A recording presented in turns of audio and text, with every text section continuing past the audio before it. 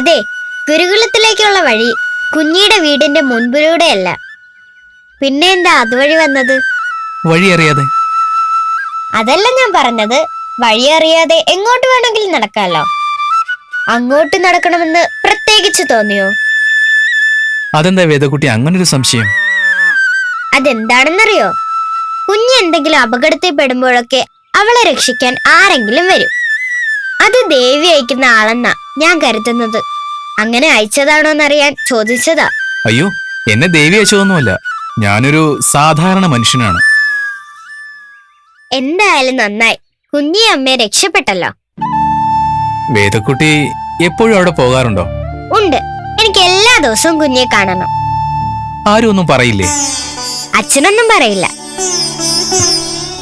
ബാക്കിയുള്ളവര്?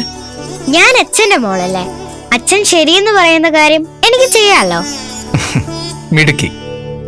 ആളുകൾ തമ്മിലുള്ള അകലം കുറയണമെന്ന് തന്നെയാണ് ഞാനും ആഗ്രഹിക്കുന്നത്. അതെങ്ങനെ കുറയും? ഒരുപാട് പഠിക്കുകയും അലയുകയൊക്കെ ചെയ്തിട്ടുള്ള ആളല്ലേ. അതെങ്ങനെയാണെന്ന് പറയൂ.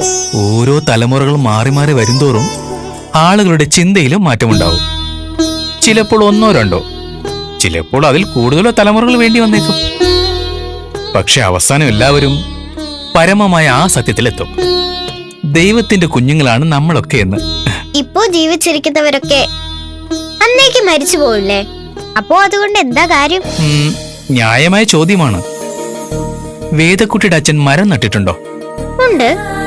ഏതൊക്കെ മരങ്ങൾ? ആഞ്ഞിലിയുണ്ട്, ആലുണ്ട്, മാവുണ്ട്, കാഞ്ഞിരമുണ്ട്. ഈ പറഞ്ഞ വൃക്ഷങ്ങളൊക്കെ ഇപ്പൊ ചെറുതല്ലേ? അതെ. ഈ പറഞ്ഞ മരങ്ങളൊക്കെ ഫലങ്ങൾ തരണമെങ്കിൽ ഒരുപാട് വർഷങ്ങളെടുക്കും. അത്രയും വർഷം അത് കുഴിച്ചിട്ടയാള് ഭൂമിയിൽ ഉണ്ടാവണമെന്നില്ല. പക്ഷേ അയാൾക്ക് ശേഷം വരുന്നൊരു തലമുറ അത് കഴിക്കും, ആസ്വദിക്കും. എന്ന് പറഞ്ഞാൽ നമ്മൾ ഇന്ന് ചെയ്യുന്ന കർമ്മങ്ങളെല്ലാം നമുക്ക് വേണ്ടിയുള്ളതല്ല,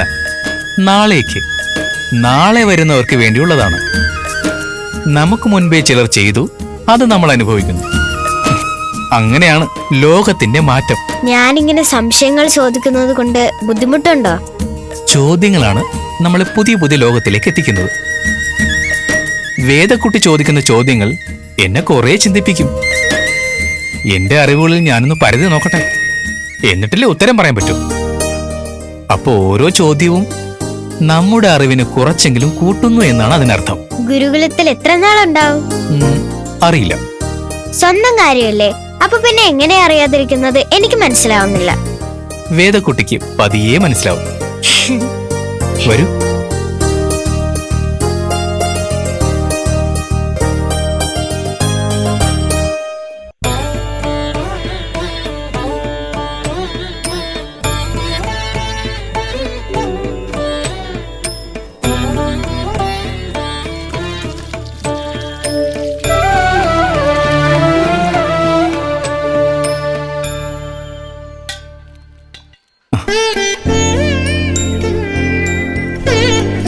താൻ മറന്നു എന്നാണ് കരുതിയത്. ഗുരുവിനെ മറക്കാനോ? എങ്കിൽ പിന്നെ ഞാൻ എന്നെ തന്നെ മറന്നു പോകില്ലേ? എവിടെയായിരുന്നു താൻ? ഉത്തരദേശത്ത് ഒരുപാട് അലഞ്ഞു, ഒരുപാട് ക്ഷേത്രങ്ങൾ കണ്ടു, ഗുരുക്കന്മാരുടെ കൂടെ കൂടി.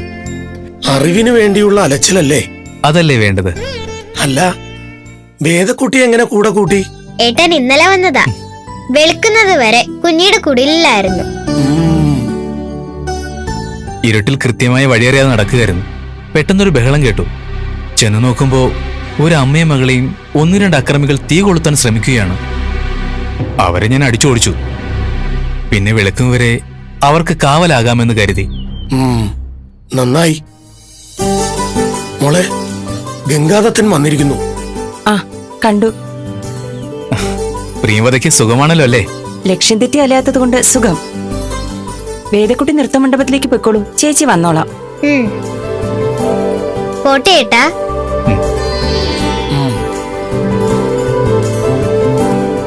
നല്ല കുട്ടിയാണ്. അതെ, ഇതുവരെ പാഠം ചൊല്ലിക്കൊടുത്തതിൽ അതിവിശേഷണങ്ങളുള്ള ഒരു കുട്ടി. ദേശമംഗലത്തെ പൂജാരിയുടെ മകളാണ്. വിശേഷങ്ങളൊക്കെ പറഞ്ഞു. ഇന്ന് രാത്രി എങ്ങനെയാ? ഇവിടെ തങ്ങുകയല്ലേ? അതെ. മോളെ, ഗംഗാദത്തനുള്ള സൗകര്യങ്ങൾ ഒരുക്കൂ. ഗുരുവേ, ചോദിക്കുന്നത് കൊണ്ട് മറ്റൊന്നും തോന്നരുത്. പ്രിയമതയ്ക്ക് എന്താണ് ഒരു മ്ലാനത? ഇതുവരെ എനിക്ക് അങ്ങനെയൊന്നും തോന്നിയിട്ടില്ല. തന്നെ കണ്ടതിന് ശേഷം അങ്ങനെ എന്തെങ്കിലും ഉണ്ടായോന്ന് നിശ്ചയമില്ല. അതിന് എന്റെ ഭാഗത്തുനിന്ന് തെറ്റൊന്നും ഉണ്ടായിട്ടില്ലല്ലോ. ഞാൻ വെറുതെ പറഞ്ഞതാ. പറയൂ, തന്റെ അനുഭവങ്ങളൊക്കെ കേക്കട്ടെ. എവിടെന്ന് പറഞ്ഞു തുടങ്ങണമെന്നാണ് അറിയാത്തത്. വല്ലാത്തൊരു അനുഭൂതിയായിരുന്നു. പ്രകൃതിയുടെ പാഠങ്ങൾ മുൻപ് ചൊല്ലി തന്നിട്ടുണ്ടായിരുന്നല്ലോ. ആ വഴിയിലൂടെ നടന്നൊരു സുഖം.